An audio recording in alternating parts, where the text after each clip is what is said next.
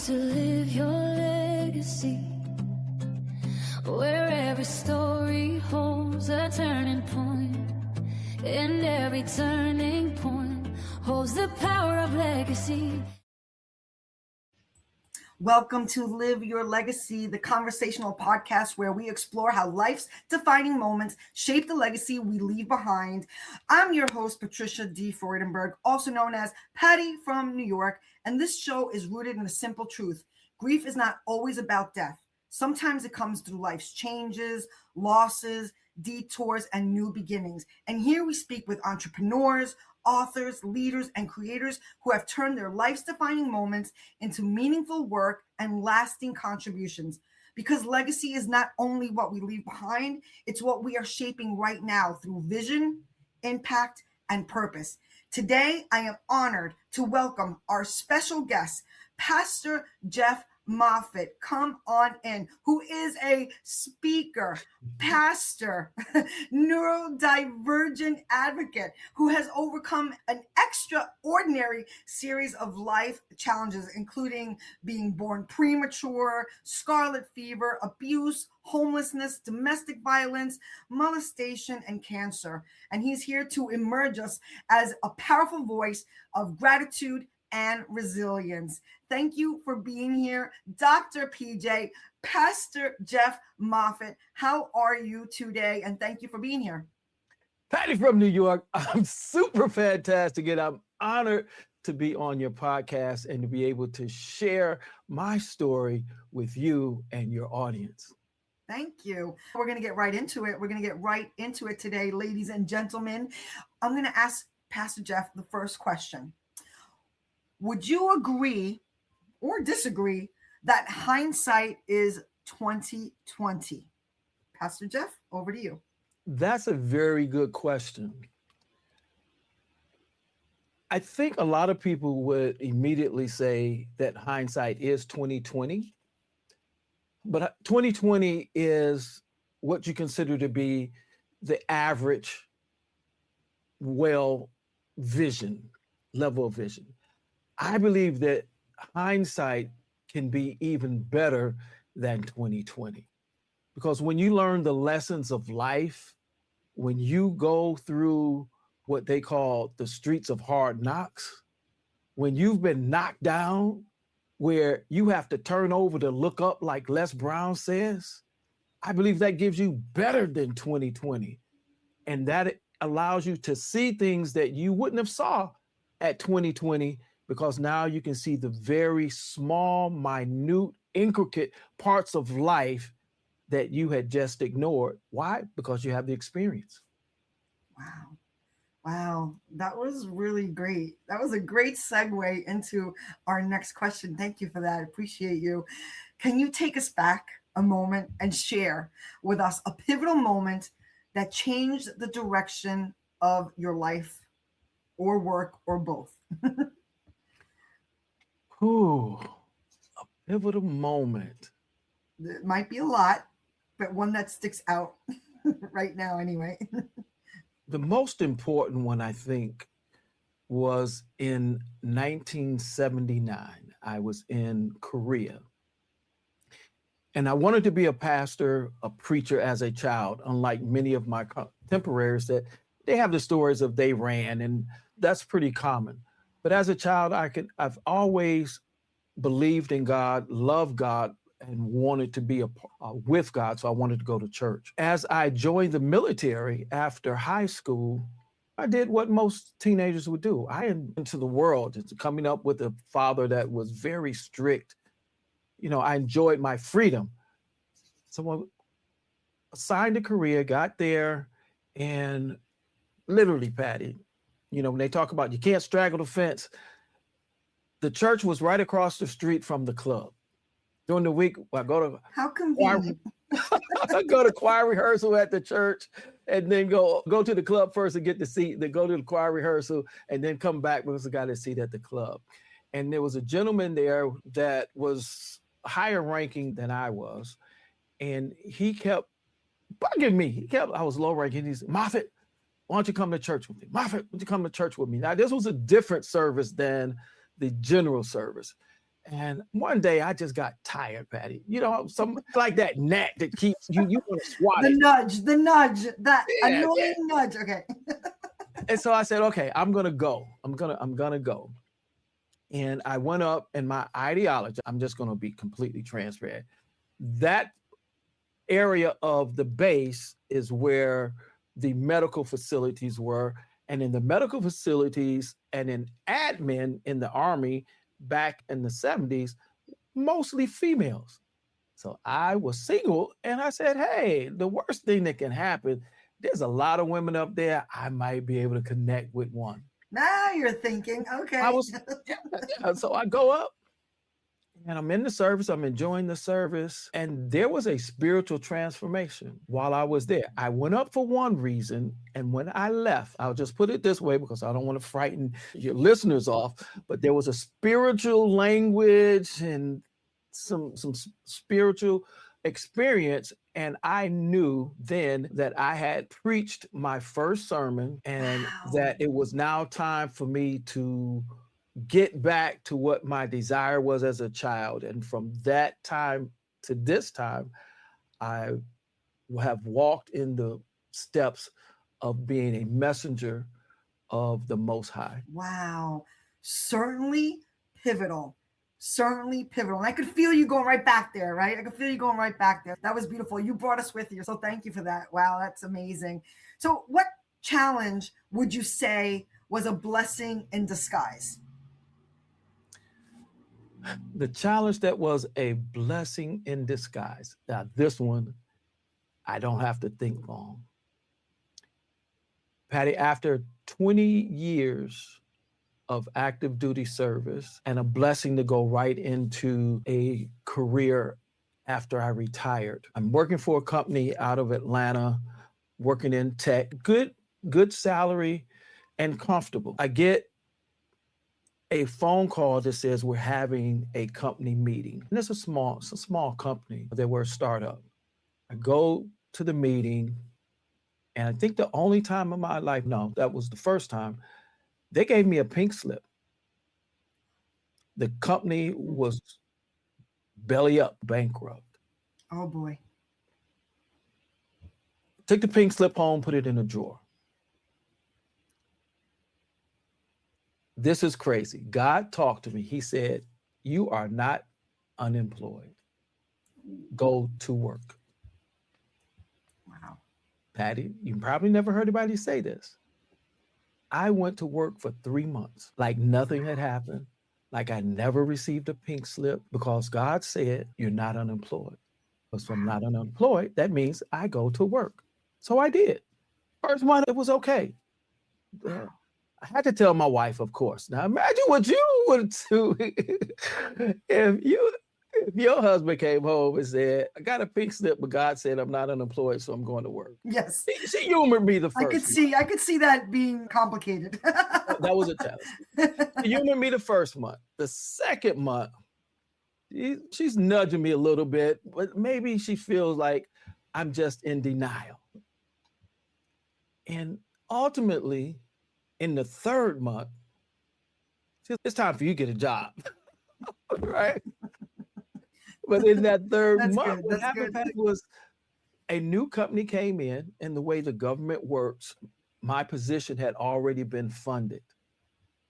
There was nobody better to fill the position than the person who was in it. So, of course, when I applied, put my application in, nobody else could do it better because that's what I had been doing. And it was really something new on the base. And so they hired me.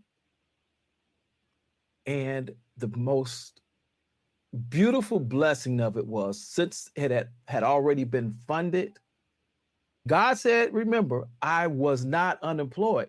In order for that to be true, I would have to get paid for the 3 months that I worked. Otherwise, I was unemployed for 3 months and I worked for free. So in God's fashion, they paid me for the 3 months that I had already worked. Wow. And wow, what a story. That was one of the most challenging decisions that I had to make, because if you really think about it, and if I think about it now, who does that? Who goes to work for some place for 3 months? And then how do the folks there not know that you're not getting paid? No, but fortunately, the company was out of Atlanta. I went and I did what I had to do, which kept the system working during that 3 months. And it gave me a great story to be able to tell folks about faith. That's amazing. That is amazing. Okay, so that blew me away. This is getting really good. Moving on to the next question, because we could talk about that all day long. Right. Oh, that was great. Who has been the most memorable mentor in your life and why? And again, when I say who, it might be more than one, and it's okay if you want to share, but who comes to the top of your mind? Or maybe it's 1, 2, or 3, but let us know mentors in your life and why. Now, this may sound crazy, crazier than what I just shared. As a neurodivergent, different my entire life and moving around and seeking to have a person, a human to mentor me, but never really getting what I was looking for. My mentor really became, I would say, for some would say, it's the character of Jesus Christ in the Bible. For me, it's the reality that's my reality. And I realize that some folks don't rock with the God of Abraham, Isaac, and Jacob. And I'm fine with that and I respect it. But I really believe in the power of belief, and it's what I believe. I've believed it all of my life. The reason, really quick, is one, as a child, we had this thing. I grew up in Detroit, Michigan, born in Knoxville, Tennessee. My dad migrated to Detroit when I was 10 months old. We had this thing in the church back then called the prayer band. And the prayer band was a group of people who didn't have jobs or just didn't work. I don't want either, both. And the prayer band would travel from members to members' house and pray for whatever needed to be prayed for. And Patty, I remember they're praying, and the lady's house that we went to had a stroke, and her hand was balled up from the stroke. My dad prayed for her, and when we left, that lady was using her hand. Wow. And so I've seen in other miracles that I have seen for myself that no one can take away from me. And so my mentor has really been the persona of the Jesus that's portrayed in the New Testament. Wow. Miracles. Can we use the word miracles? Yes, miracles. It takes God to create miracles. Oh, but God, as we say. But that's the word that's coming to mind now is miracles. So that's absolutely beautiful. And listen, I'm with you. Jesus as a mentor, absolutely, absolutely. And you're looking at a miracle. Yeah, thank you. Thank you. Thank you for sharing that, because that will inspire somebody. We might not know who is watching, but somebody needs to hear this, right? Somebody needs to hear this. So thank you, Pastor Jeff. Going on to the next question. Was there a revelation or personal motto or lesson that helped guide your journey? Teach us, tell us lessons, mottos, revelations, and they're all coming together in your stories, but we want more. We want more. There's been many. The one that was my rock and my anchor, this actually a combination. There's a song, particular by Douglas Miller, "When the Storms of Life Are Raging, My Soul is Anchored in the Lord." And then there's a passage in the #1 best-selling book of all time, some may know it as the Bible, that would suggest, and that I held on to for years until I got a different revelation from it. And it suggests that all things work together for the good of the Creator, for those that are called by Him and are here for His purpose. That was my rock for many years. Every trauma that I went through, everything that I felt knocked me down, that was what I'm like, if I can see the good in it, then I move from releasing cortisol from stress and the negative hormones, I move into the positive, because you can't experience both negative hormones and positive hormones at the same time. And so when I can see the good, my mind, my subconscious transfers to the positive hormones, which is better for me mentally, better for me spiritually, and better for me physically, because I'm not releasing that negative stress. Later, as I studied more and as I came closer, and I repurposed or redefined prayer as just a simple conversation with our Creator, I looked at it from a different perspective. And some may agree or some may disagree, is that from that particular passage, I think the writer was really looking within and was a little bit selfish. And so I reprocessed it and said, the way it's written now, it's really all about me. I'm called for his purpose. I love him. But is it really about me? And so I reprocessed it, Patty, and it's still my rock. Wow. All things work for the good of my Creator. And if they work for his good, they absolutely have to work for mine. How can you go to negative? Everything that happens to me is going to work for his good, whether I understand it, whether I see it, whether I like it or not. And ultimately, if you think about it, if you have to go around a corner, you can't see what's around the corner until you get there. Wow. The pot of gold is around the corner, and you have to process that everything that happens on your journey to it is happening so that you can get to the pot of gold. Oh, that was a really great analogy. I love that. You can't see around the corner. But I love that declaration you made right before that. Gosh, I'm glad we have it on replay here. I'm glad about that, because that was really strong statement. I don't even want to try to repeat it because I'll mess it all up. That was beautifully delivered. Thank you again. We're here with Dr. PJ, Pastor Jeff Moffett. We're gonna keep asking some more questions because we're interested. We're curious minds. What would you say to your younger self today, Dr. PJ? What would you say to your younger self? What would I say to my younger self?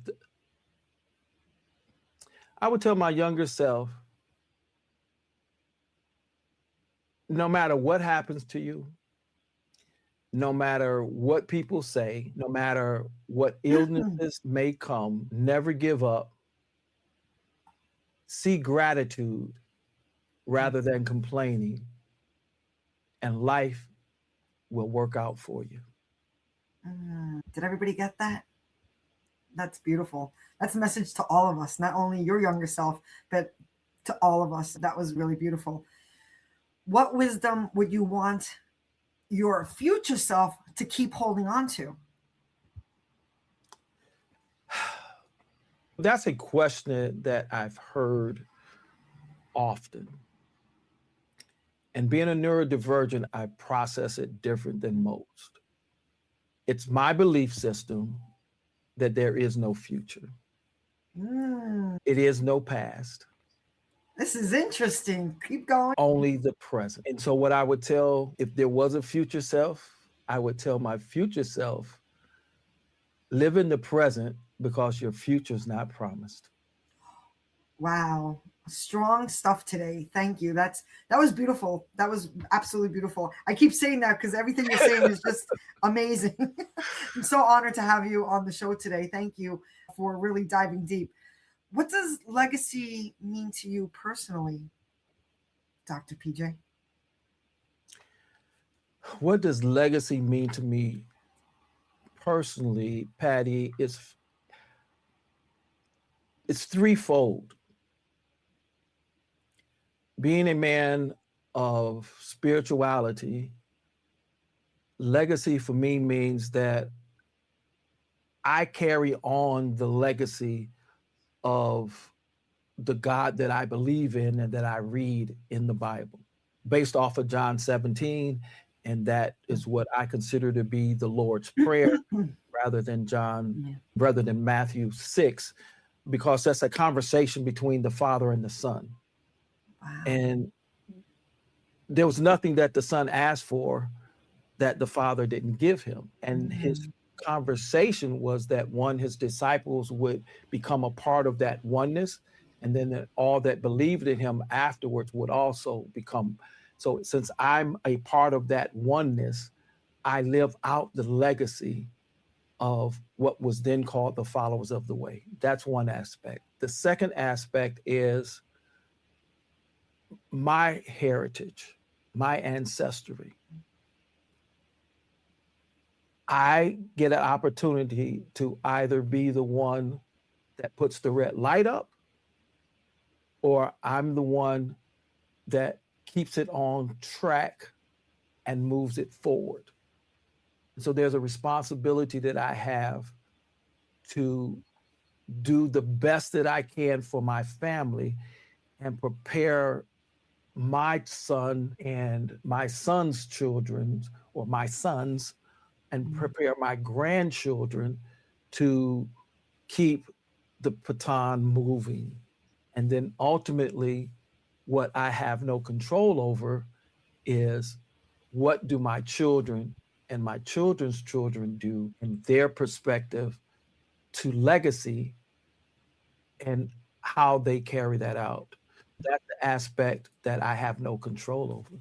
So it's really then at that point, not only what are they doing based off of my mentoring and my teaching, but it's also what are they saying when I've transitioned from life temporal to life everlasting? What are they saying when I graduate from this school of life to the next school of life?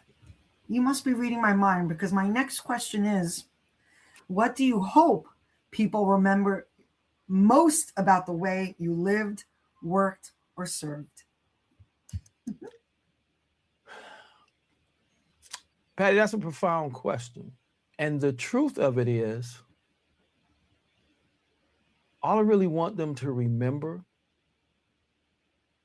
not so much Jeffrey Franklin Moffett, not Dr. PJ, not Pastor Jeff. I want them to remember that I was a soul that made an impact in their life and encouraged them to sow it forward. Wow. Leaving an imprint is certainly fulfilling purpose, right? It seems like it anyway.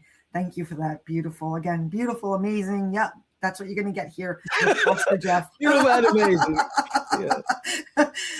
Moving on, if you could do it all over again, would you change anything? Or did you ever think part of your journey, would you do it all over again? Or did your journey have purpose, even the hard stuff? And I'd love to hear that. Again, these are tough questions sometimes, but let's talk about it. Let's hear it. I processed that question. I can't see it in my head. I'm conceptualizing it. All right. What I remember is I've heard that question asked. I don't know how many times I've heard people answer it. And if I'm truthful, the majority of the people say that, yes, they would do it all over again, especially correct. Folks correct. Because I do inventory. So correct. Okay, continue. Thank you. When I think about that question, there's dichotomy of humanness. One part of me inside says, yes, I would do it all over again because it got me to where I'm at and everything has had purpose and is all worked out. There's another side of me that says, knowing what I know now, and I could go back and do it again, I could make greater impact. I wouldn't make the same mistakes that I made. It wouldn't stop me from going through some of the trauma that I experienced, but then I would have more tools to get through that trauma. I would have more tools to get through the difficult parts of life. And so ultimately, half of me says yes, half of me says no. But the question is, I'm grateful for where I'm at. Wow. That was a great answer. Leave it at that. That was a great. By the way, though, you were not the majority of that answer. 1 in 10 answer it that way. I take notice of that question too. It is a question we've heard often, and I can't help to take inventory. So you are correct in that. Most people answer it the other way, and there's no wrong or right answer here. We're just speaking our truth. So thank you for your vulnerability. It matters. So this is our signature question before we get into everything else that you're doing, which I'm excited for everybody to hear. What is something about your journey that most people would be surprised to learn? Something about my journey that most people would be surprised to learn. I think the majority of the people that know me now would be surprised to learn that I did not like my voice until I joined the audio app Clubhouse. I was in the military. I was often asked to be the MC or master of ceremony, but I never liked the sound of my voice when I listened to it. Wow. And Clubhouse changed that. Ultimately, I would get compliments. I get asked to do resets, and that's just going in a room, kind of going to information for those who aren't on Clubhouse. And that's how I became as popular as I am on Clubhouse, from just going into rooms and really my voice. And I had to have a deep conversation with me, myself, and I. And that conversation was, if that's the voice that God has given you, and these people validate that he gave you something precious, who in the heck are you to say you don't like it? Yeah. So that's something I think people would be surprised at. Yeah, I did not like my voice until Clubhouse. And by that statement, you just gave somebody a voice. Because what the funny part is about it is that I'm sure we could both agree, plenty of people have complimented you, not only on your shares and your words of wisdom, but your voice. You just happen to have a very smooth voice, especially for podcasting. So I think it's very funny. That is something that you were challenged with in your own mind, right? Again, you just gave a voice to somebody with that statement. So we thank you for that. So now we're going to get onto the... Let me add one more thing, if I can. Yeah, come on, tell us. Because since you said I help folks, basically as a child, I was silenced. We were taught children are to be seen and not heard, and only seen when asked to show up. And so my voice was suppressed as a child. And a part of that, because of that, I didn't speak, other than even as a pastor and as a preacher, I would speak. But after that, I'd go back to that subconscious mind. Children are to be seen and not heard. And Clubhouse, listening of God through other people, whether they believe that or not, and him reminding me that I gave you the voice and nobody can quiet it but you. And so I had the key in me all the time. And so that allowed me to realize that I have a voice, I have something to say, and what I have to say has substance. And may I add, Pastor Jeff, Dr. PJ, is a force to be reckoned with. Is a force to be reckoned with. No, seriously. Dr. PJ, before we wrap it up, where could we find you? I want to share with the peoples your amazing website. Tell us a little bit more about the work you're doing now. I'm going to pull up the website. So I'm just going to, let's take a side seat over here so we could share this good stuff that you're doing. Tell us a little bit more about the stuff you're doing, and then we're going to grab the book. We're going to go on this page, check out your book. I know you have a book out there, but tell us, talk to us. So welcome to I Inspire. Consultation, inspiring you to inspire others, is all about really being inspired, looking at whatever happens to you and getting inspiration from it so that you can operate in gratitude. Gratitude is the underlining word. And so there's consultation on the site.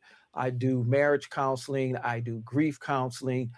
one of the superpowers of, and in fact, a person who has aphantasia, AFAT, is that we are problem solvers. And I have had this ability, this gift that I talk with folks and solutions automatically come to my mind. Then I have at no cost to you. I don't like the word free, Patty, because somebody has to pay. There's investment from someone.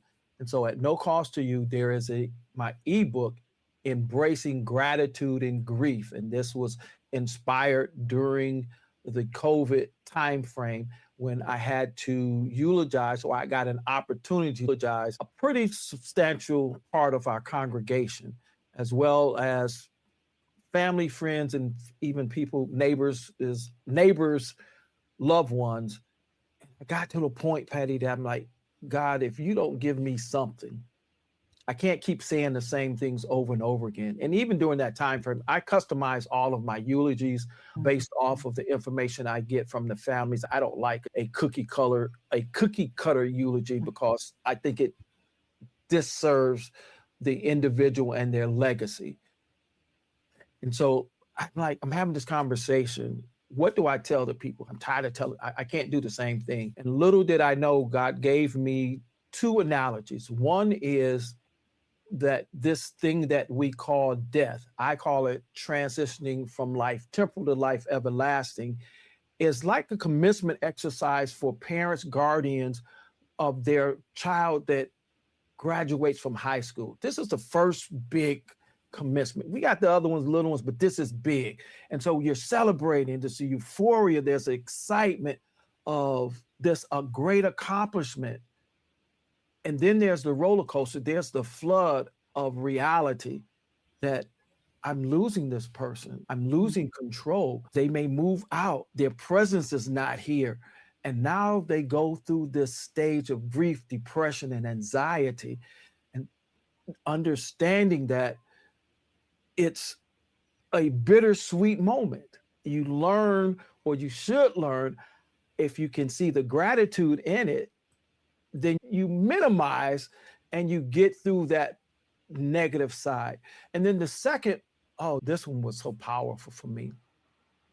If you can garden, anybody that gardens should get this.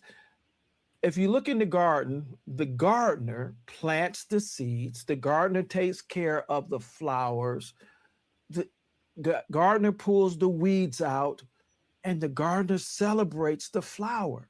And if the gardener chooses to go to the garden and take a flower from the garden, that flower belongs to the gardener. And God said, you are my flower that I planted in the place that you call earth. I've nourished you. I've taken care of you. And I've allowed others to enjoy the fragrance, if you will, and the beauty of the flower that loved one was to him. And he says, I have the right to pick my flower anytime that I want. And you should be grateful for the time that I let you enjoy what was mine. Wow, that was a sermon right there. Seriously, we have the website right there, pastorjeffspeaks.com. If you go to the page, what will happen is you will go to the top right corner and it's my gift to you, and then it will bring you right here to the book. So get the book. You'll find meaning.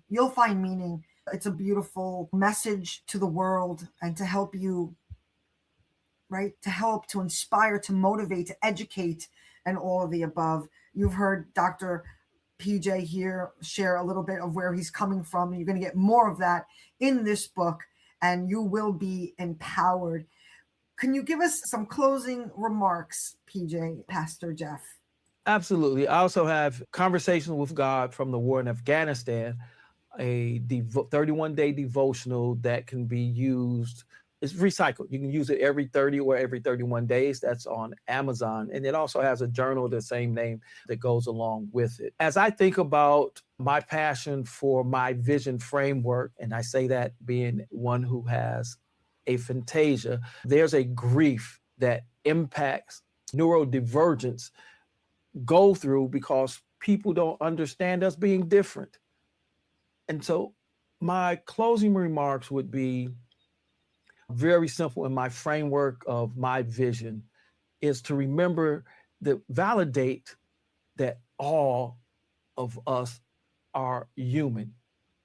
It's humanity. That's what we have in common. We're all human. Then I invite curiosity by asking questions. Some people don't want to ask questions. If you see a person that you feel is different, ask questions. You might be surprised at how much you have in common. Then see the person and not the difference. If we can focus on the person, focus on what they bring, focus on their value, some of the differences don't matter. Patty, what kind of world would it be if all of us were the same? And investigate without judgment. I'm just going to tell you, it's easy for us to go through our subconscious mind and first judge anything that is contrary to our morals, our values, what we've been taught. When that first instant comes, stop. Say, I'm not going to judge, and do some research. Educate yourself to the differences in the person. Then the O is open your mind to the world of the other person. The late Stephen Covey would say, have a paradigm shift. I like to say that everybody has a set of different colored tinted glasses that they see the world through. Do some research so that you can at least try to experience the color that other people see through. And if you can't, at least relate and respect it. And then the end, finally, neurodivergence. Folks need to know it's not a mental illness. It's not a medical condition. The person is not broken. I can't tell you how many times people wanted to fix me and fix my son, find a label to put on us that they couldn't find. Why? It's WAP, WWBD, because we were different. So what is that? Look, my friends, we are people who were born different. And that's a good thing. I'd like to leave this for anyone that's watching today. As you look at Patty, Patty has an absolutely beautiful smile, and you do too. And if you don't believe Dr. PJ, just do yourself and do me a favor. Go find yourself a mirror. Smile at yourself in the mirror, and I guarantee you, whether you got teeth or no teeth, whether some are missing or all of there, yourself is going to smile back at you. And take that in whatever you believe in divinity and your spirituality to say to you that you are a beautiful person, just like you are. Now, you got to sow it forward. So when you go out today, smile at everybody that you come in contact with, because smiles are contagious and frowns are frightening.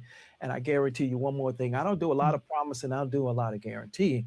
But I promise you, if you smile, and everybody you come in contact with, you're going to get more smiles back than you do frowns. And that is going to help you live longer because you're going to have less stress.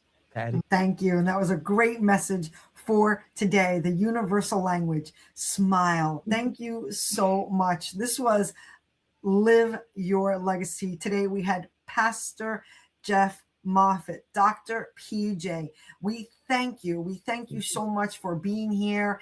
If you like us, give us a 5-star, leave a review. Find the replays on Apple Podcasts, Spotify, Amazon, YouTube, or wherever you get your podcasts. We're on over 14 channels. So go ahead, look us up.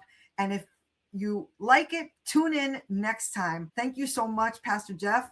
And we are out of here. Have an amazing day, everybody. Yeah, thank you. And God bless. Till next time. Welcome to Live Your Legacy. And every turning point holds the power of legacy. Every step, every scar, every choice we make leaves our mark. The time